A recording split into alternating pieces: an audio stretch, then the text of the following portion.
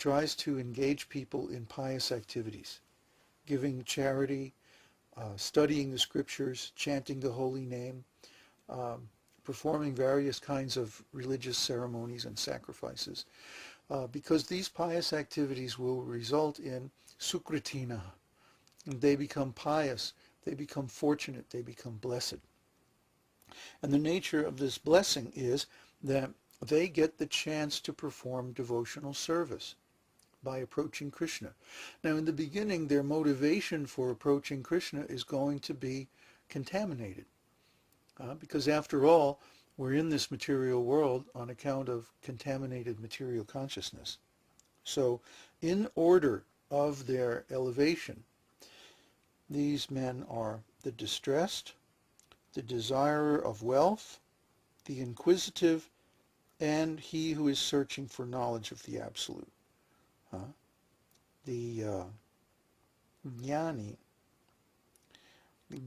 knows, the meaning of jnani is one who knows really the reality, that I'm a spirit soul, I'm just riding in this body, I'm not really part of the three modes of material nature, although I'm conscious of them due to the senses of this body.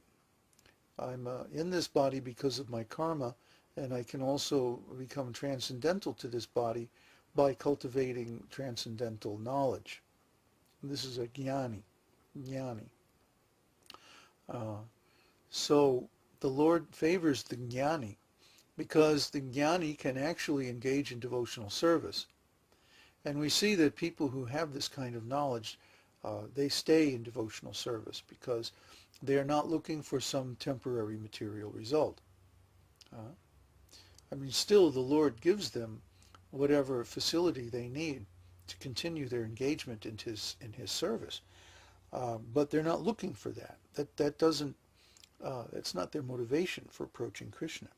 The others, however, are motivated by some material gain, either relief from suffering, or some economic development, or some curiosity. Well, what is this Krishna anyway? How does this whole thing work? What are these people doing?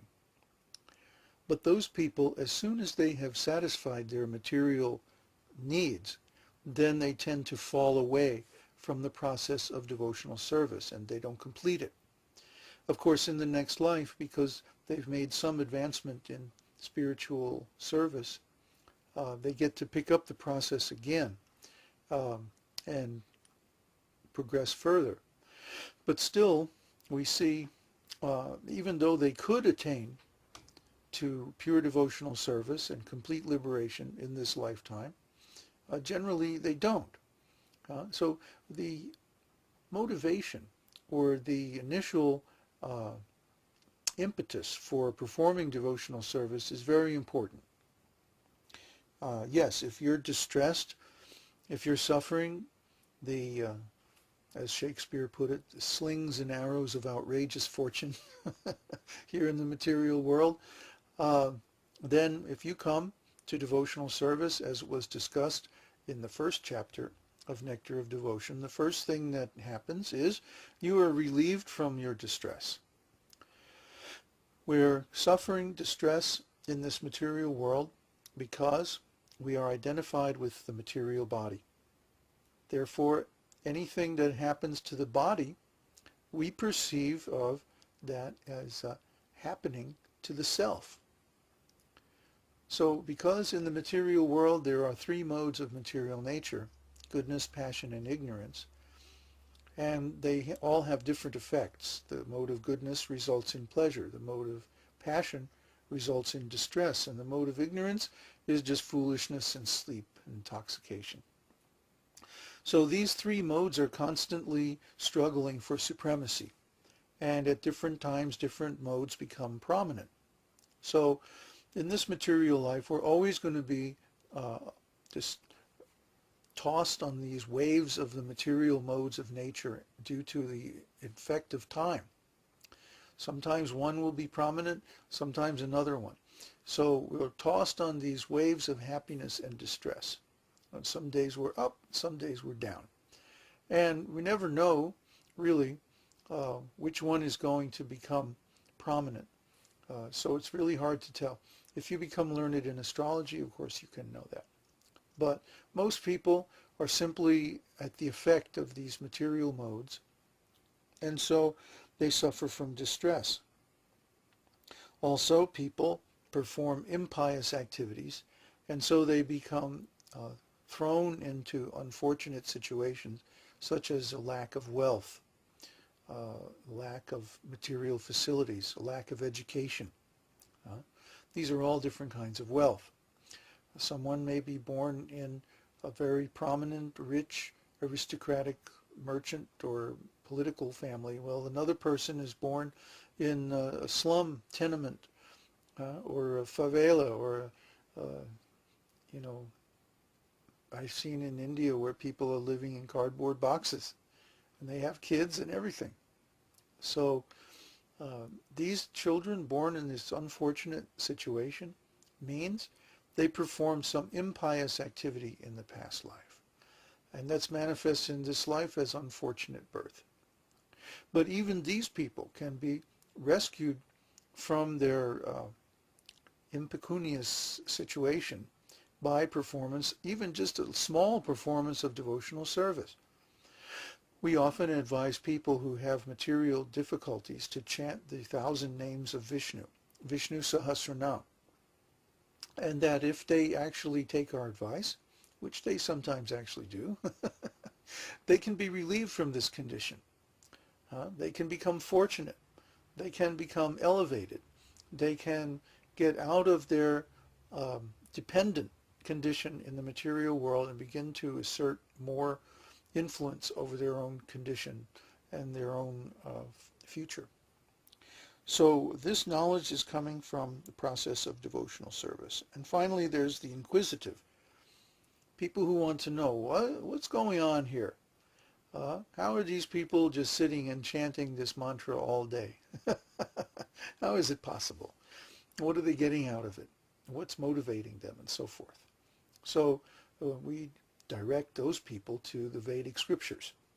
And they can look up in the scriptures and find the answers to almost any question, especially those having to do with spiritual things. Everything is revealed in the Vedas. We may not be in a position to realize it, but if we want to know, it's there somewhere, especially in the Srimad Bhagavatam. Srimad Bhagavatam is amazing. It's like an encyclopedia of all knowledge. And we see great sciences, great arts,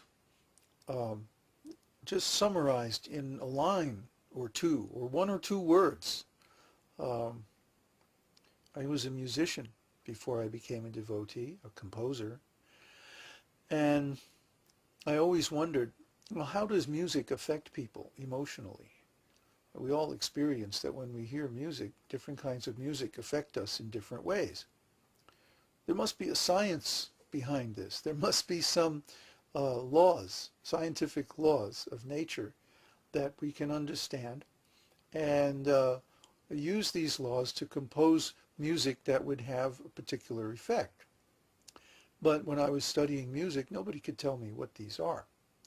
There were some vague indications, but nothing as scientific as physics, for example. I studied physics too when I was young. And physics is wonderful because you don't have to memorize anything. If you know math, you can know 3 or 4 equations. I think F equals ma, Maxwell's equations, the laws of thermodynamics, and a couple of others.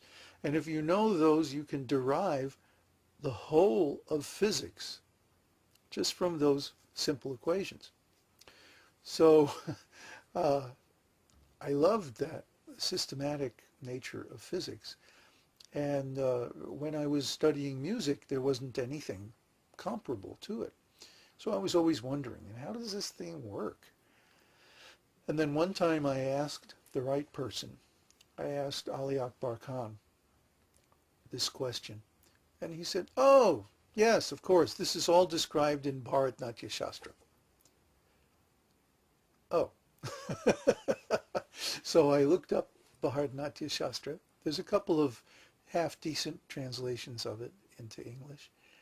And sure enough, the whole system of rasa is described, and how rasa, or transcendental emotion, is reflected in musical vibrations, and how to tune the instruments, and so on and so forth, in all detail. And then later on, when I was reading Srimad Bhagavatam, I came across a verse in the third canto about Lord Brahma. And Lord Brahma, it's described that his sensual activities are the basis of music. And the whole science of music is summed up in two words: swara, sapta. 7 swaras, or 7 scale tone ratios, which are used in ragas. And ragas, of course, are those musical constructions that express rasa. And rasa is emotion. So